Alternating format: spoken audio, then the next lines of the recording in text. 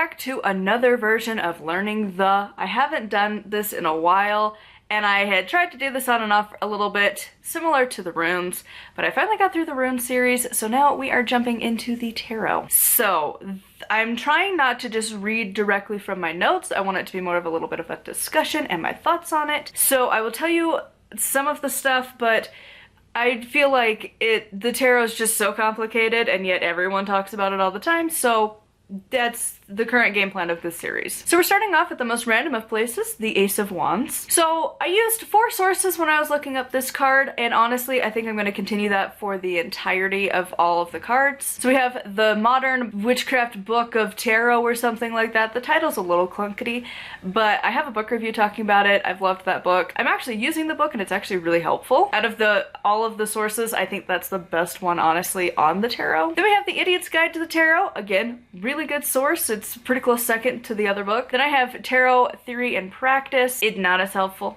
It was like 3 sentences for this card, so that was fun. And then as per usual, I do tend to go to Solitary Witch by Silver Ravenwolf because it has just about everything. It had a little bit in there, but honestly the first book had the most information. So it's just interesting to see the little snippets that were slightly different, but really all of them kind of agreed. So one of the things with tarot is I've noticed that there's really not a whole lot of variation on the meanings of the cards.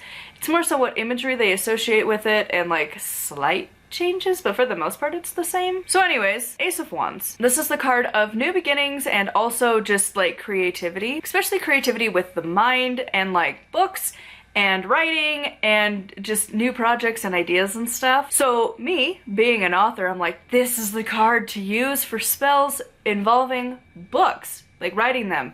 Got it. Nice. And so this card, I feel like in spell work would be really helpful for authors because we can use that to kind of boost the work that we're doing. Because writing a book does take a long time and it is a process, so having a spell that would include this card I feel like would be quite helpful. The way the card is described in all of the books, they always refer back to the classic Rider-Waite deck, and so I don't know if I have one of those. I think I might, but it's like buried somewhere. So in the meanwhile, we're just gonna describe it. It's basically a hand carry style coming out of the ground with a stick that has buds on it. Witchcraft can be so much fun sometimes. So the idea of this card is supposed to represent like your new ideas are blooming and blossoming, but like you could also be in control of it because of the hand thing. And also like one of the books was like, it's the hand of God. And I'm like, no, I'm a witch. I'm in control, thank you. And so instead I look at it more of like you're taking control. And if you're, again, going with that imagery, you are the one in control of it. You get to decide which things you're going to focus on. You're the base of that tree of inspiration. And all of those little buds are all of the different ideas, and you need to bring it into fruition. It's fun to have ideas, but also you have to do the work behind it. The way the Modern Book of Tarot, whatever that one, that book described it as the go for it card. And I feel like this is like the prime card of like the beginnings of a project. And again, looking at it from my life perspective, like this is the card to use, or if it comes up, it's a great reminder of like a new idea or a new book idea might be coming into like the forefront, or that I need to like maybe reanalyze it. Because it also said in like the reversed version of this card, you might be questioning yourself or your abilities, which again, as an author, imposter syndrome. If it's reversed, the imposter syndrome is showing through. And it also had talked about how this card, if it's reversed, is just a time to kind of sit back and just wait it out. This was an interesting card to start the tarot journey because it's like, I feel like for a long time this card was the reversed and now it's not. And like, I need to flip through my old readings to see like, did this actually happen? Because there was a time where it was like, I paused the story that I was working on and now I'm definitely feeling the upwards version of it and being like, the ideas, they be flowing.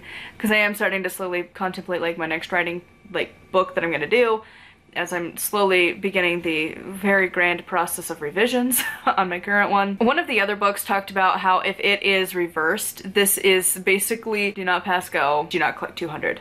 And I was like, that's also a very accurate way to handle that card. So anyways, I would love to hear your thoughts and your interpretations of the Ace of Wands. What things stand out to you when you use this card? Do you need it to like match with other ones to like tell the story when you just pull it on its own? What does that mean to you? Again, this is the Learning the series, so we're learning it together, so I'm not like an expert. This is just what I've found and kind of think about so far. Huge thank you to my patrons. I'll have their names here on the screen. If you'd like to support me and get access to exclusive content, it is patreon.com/nightwillowcrafts. Make sure to like and subscribe. I post every single day, and until next time, thank you so much for watching, and blessed be.